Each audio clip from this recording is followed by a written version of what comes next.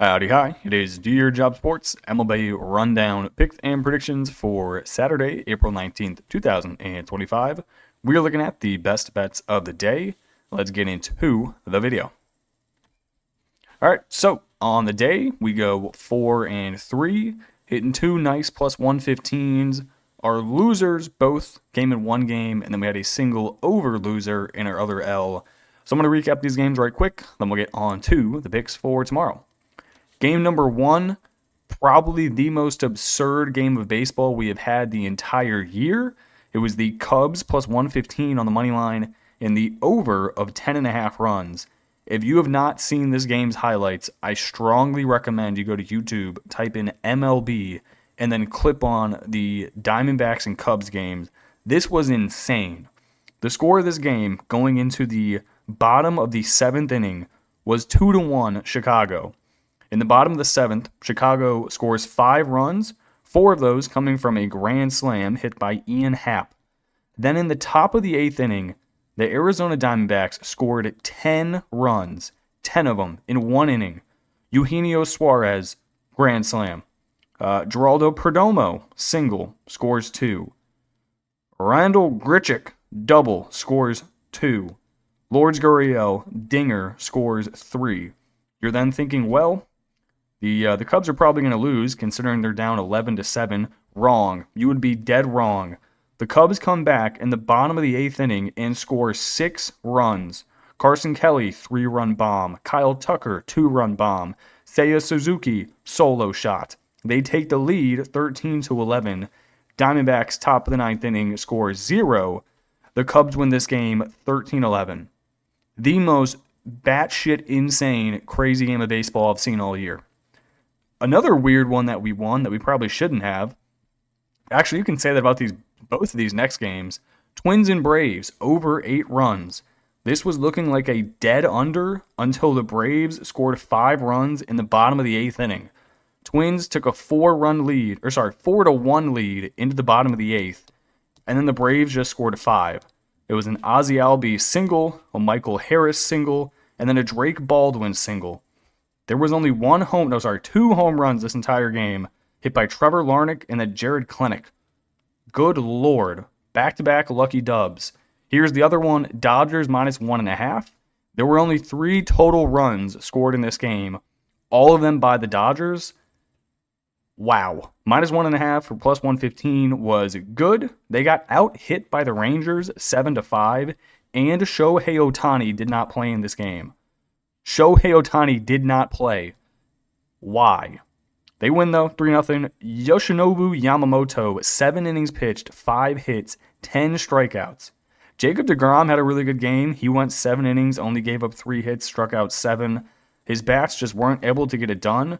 I think this Texas team is secretly horrible because they just can't hit. Jock Peterson today, 0 for 3. His average drops to .060. He has 57 plate appearances, 3 hits, and 14 strikeouts. This dude has to be permanently benched or shipped off to some Siberian camp. No more. All right, our losers. We had the Rays minus 110 and the over of 8 runs. Neither of these were good, as the final score was 1-0. Tampa Bay loses. They let Carlos Rodon go 6 innings, allow only 2 hits, and strike out 4. Drew Asmusson, pitcher for the Rays, actually did really well. Went 5 2/3, giving up 3 hits, only 1 earned run, striking out 7.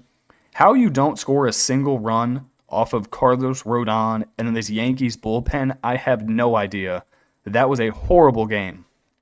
We then had the over in the Rangers and the Dodgers. Probably my fault for taking an over in a game of which Yamamoto was pitching in. He's really good. So maybe you look unders for future Yamamoto games. This dude is good at baseball. Okay, that is how we go 4 and 3, bringing our season record to 82 and 91. Let's get on to the picks for tomorrow. All right, game number 1. I am very confused as to why this over-under is so low. You would probably assume it's because of the wind, but I checked the weather report for tomorrow. The wind is not supposed to be blowing in. It's supposed to be a crosswind at only about 6 miles an hour. Neither of the pitchers on the mound are very good, And after what we saw today, scoring 20 runs in an inning and a half, I am full sending the over of 7.5.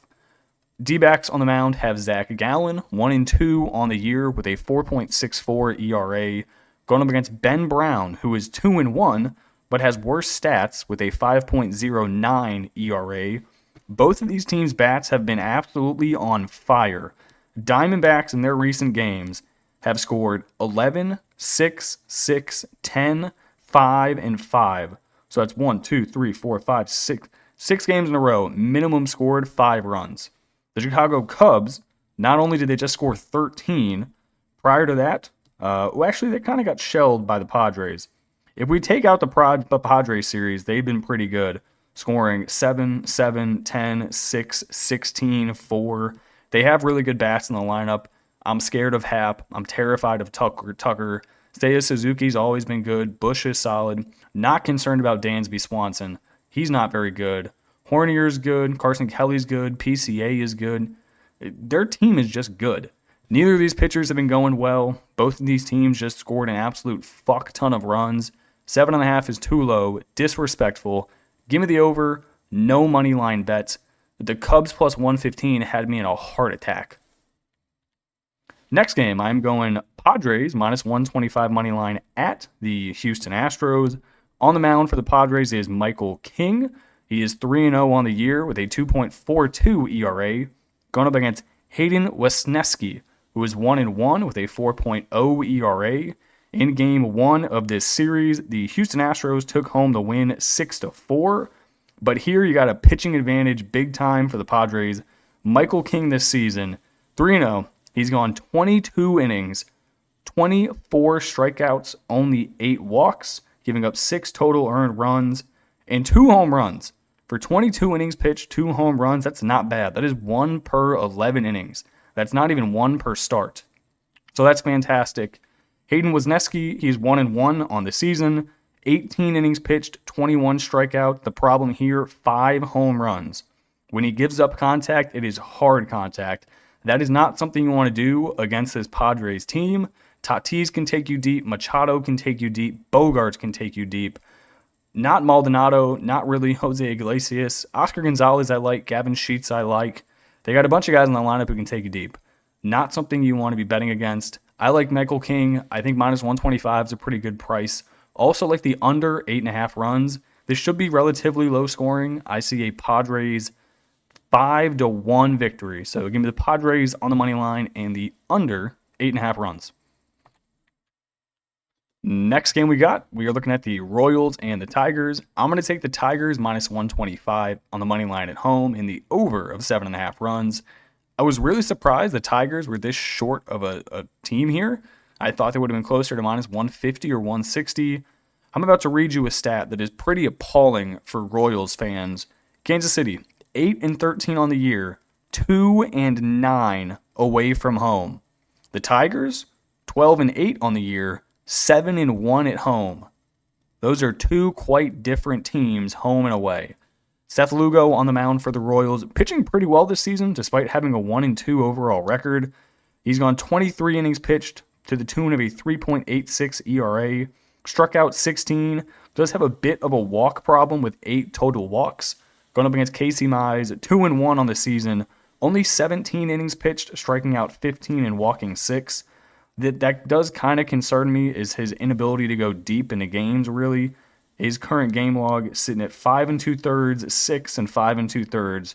So you're really not getting much length out of him. I don't totally trust the Tigers bullpen, so that's the reason I'm mainly taking the over, just in case Mize get pulled in the 6th. You got 4 true innings of bullpen relief for the Tigers pen. Don't 100% trust him, but I really don't like this Royals lineup. Jonathan India has been horrible. Pasquantino's been horrible. Hunter Renfroe shouldn't be on this team. Drew Waters is awful. Kyle Isbell should be in a minor league. The only bats you got to dodge, Bobby Witt, Salvi Perez, and Michael Garcia. Those are the only people you got to be concerned about in the entire lineup. You could probably say the same thing with the Tigers. They don't have the best in terms of formidable offenses, but they're really good at home. 7-1 at home. Somehow Javier Baez is hitting 289 this year. Didn't think that was possible.